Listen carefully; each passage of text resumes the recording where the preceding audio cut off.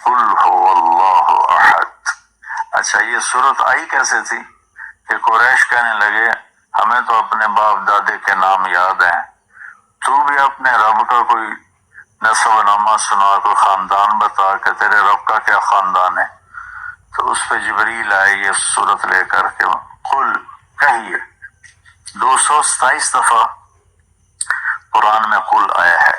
یہ آگے پیچھے مجھے عدد ایسے اندازہ میں کہہ رہا ہوں، یہ سب سے ہیوی قل ہے۔ قل کہو، ہوا اللہ، وہ اللہ جو ایک ہے، احد اور واحد۔ واحد وہ ہوتا ہے جس کا دوسرا بن سکے، اور احد وہ ہوتا ہے جس کا دوسرا بن نہ سکے۔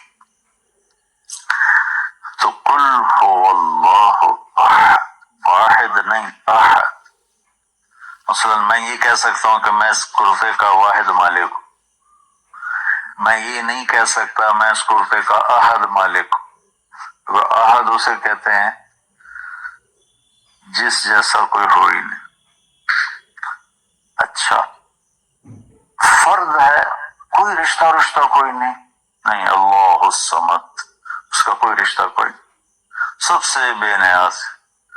جگہ جب ہم سب جگہ میں بیٹھے نا تو وہ کہتا ہے لا یحویہ مقام ولا یشتمل علیہ زمان، کہ تمہارا رب جگہ سے بھی پاک ہے، سبحان، کیونکہ جگہ تو مخلوق ہے نا، وہ خالق ہے، خالق مخلوق میں کیسے آئے گا۔ لم یلد،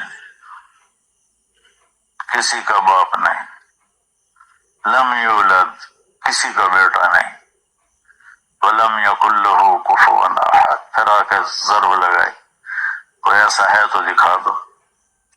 تو سورہ اخلاص جو ہے نا یہ لا الہ الا اللہ کو بتاتی ہے۔